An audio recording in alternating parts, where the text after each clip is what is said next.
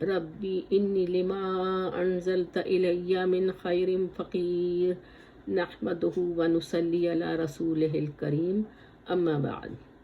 अस्सलामु अलैकुम व रहमतुल्लाहि व बरकातुहू। हमने अपनी पिछली वीलॉग में सूरह अल बकरा की आयत नंबर 55 और 56 की तफसीर कर रहे थे। कुछ हमारी तफसीर बाकी रहती थी, तो चलिए जो वहीं से हम शुरू कर लेते हैं, जो कि जहाँ से कि हमने छोड़ा था कि बनी इसराइल ने मूसा अलैहिस्सलाम से अल्लाह सुब्हानहू तआला के दीदार का सवाल किया और कहा कि वो सिर्फ आप ही को से क्यों बात करता है, हमें भी आप उसका दीदार कराएं और हमसे भी बात हो। लिहाजा मूसा अलैहिस्सलाम 70 लोगों को लेकर कोहे तूर पर गए थे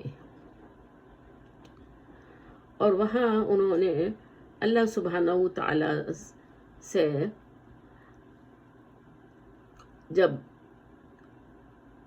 इन लोगों के बारे में इनकी ख्वाहिश का इजहार किया, तो अल्लाह सुब्हानहू तआला ने मूसा अलैहिस्सलाम के ऊपर एक बादल की कैफियत तारी कर दी और मूसा अलैहिस्सलाम ने अल्लाह सुब्हानहू तआला से जो भी बयान करना था वो बयान कर दिया और कलाम किया इस तरह से। और ये अल्लाह सुब्हानहू व तआला के इस बात पर ईमान न लाए और इस तरह से जब मूसा अलैहिस्सलाम ने कहा कि तुम तौरात को थाम लो, इस पर अमल करो, तो इन्होंने फिर उस पर इनकार किया। और फिर उसके बाद में आपको याद होगा कि मैंने बतलाया था कि फिर फरिश्ते पहाड़ उठाकर ले आए और इनके सरों के ऊपर मुअल्लक कर दिया कि अगर न मानोगे तो ये पहाड़ तुम पर गिरा दिया जाएगा और तुमको ख़त्म कर दिया डाला जाएगा। और ये तफसीर मैंने आपको बतलाई थी इब्न जरीर अत-तिबरी से। तो अब यहाँ पर ये मालूम हुआ कि मरने के बाद ये फिर जी उठे, यानी फिर से दोबारा ये ज़िंदा हुए थे और फिर इसी तरीके से ये मुकल्लफ हुए, यानी कि बोले फिर उसी तरीके से। और बाज़ कहते हैं कि इन्होंने अल्लाह ताला की ज़बरदस्त निशानी देख ली। यानी क्या निशानी देख ली कि मरने के बाद ज़िंदा हुए, तो फिर जो तकलीफ़ थी मौत की वो इनके ऊपर से दूर हो गई और वो फिर अपनी नॉर्मल हालत में वापस आए। और अब इस वक्त में ये जो क्योंकि इन्हें इस तकलीफ़ से गुज़रना पड़ा था, तो अब इनको ये एहसास हो गया और ये मजबूर थे कि ये सब कुछ मान लें। यानी मूसा अलैहिस्सलाम वो जो तालीमात दे रहे थे, जो तौरात लेकर आए थे, जो उसके अहकाम लेकर आए थे, उसको ये मान लें और अब बिला वजह की ये ज़िद ना करें कि हम अल्लाह सुब्हानहू तआला को अपनी आंखों से देखना चाहते हैं।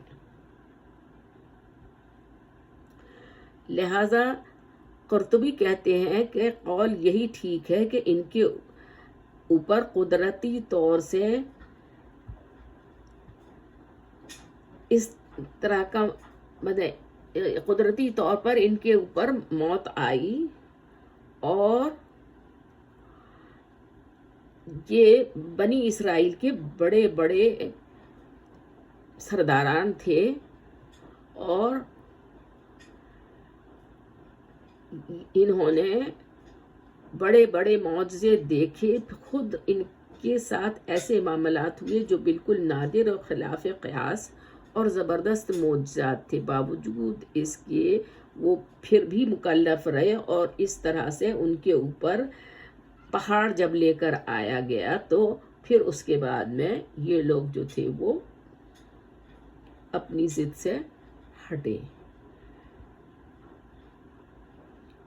چلیے اب ہم دیکھتے ہیں کہ اگلی آیت یعنی کہ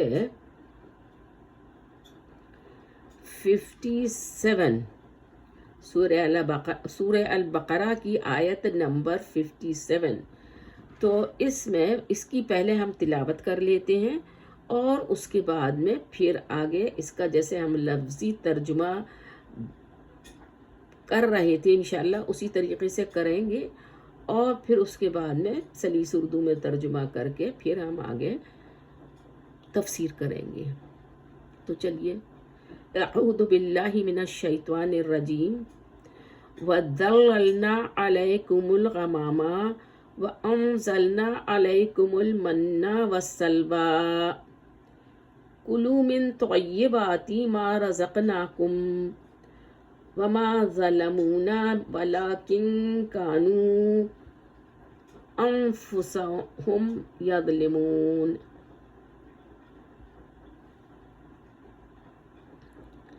آئیے تو اب اس کا ہم لفظی ترجمہ دیکھ لیتے ہیں۔ وا مینس اور، زللنا مانے سایہ کیا ہم نے، علیکم تم پر، الغمامہ مانے بادلوں کا، وانزلنا اور اتارا ہم نے، علیکم تم پر، المنّ مانے من، والسلوى اور سلوى، کلو مانے کھاؤ، من طیبات ان پاکیزہ چیزوں سے، ماں مانے جو، رزقناکم یعنی کہ جو رزق ہم نے تمہیں دیا ہے، وما اور نہیں، ظلمونا مانے انہوں نے ظلم کیا ہم پر، ولیکن اور لیکن، کانو مانے تھے وہ، انفسہم اپنے نفسوں ہی پر، یظلمون اور وہ ظلم کرتے تھے اس پر اپنے نفسوں پر ہی۔ ٹھیک ہے، اب آئیے کہ اس کا ہم سلیس اردو میں ترجمہ دیکھتے ہیں۔ تو کیا ہے، اب اس طرح سے آپ دیکھ لیجئے کہ اور ہم نے تم پر بادل کا سایہ کیا اور تم پر من و سلوہ اتارا اور کہہ دیا کہ ہماری دی ہوئی پاکیزہ چیزیں کھاؤ، اور انہوں نے ہم پر ظلم نہیں کیا، البتہ وہ خود اپنی جانوں پر ظلم کرتے تھے۔ اچھا اب آئیے اب تفسیر ہم دیکھ لیتے ہیں۔ تو یہ ہے کہ یہاں دیکھیے کہ یہود پر جو اللہ سبحانہ و تعالیٰ نے احسان کیے تھے اس کی تفصیل ہے یہاں پر۔ تو سابقہ آیت میں بیان ہوا تھا کہ فلاں فلاں بلائیں ہم نے تم پر سے دفع کی، اور بیان ہو رہا تھا کہ فلاں فلاں نعمتیں بھی ہم نے تمہیں عطا فرمائیں۔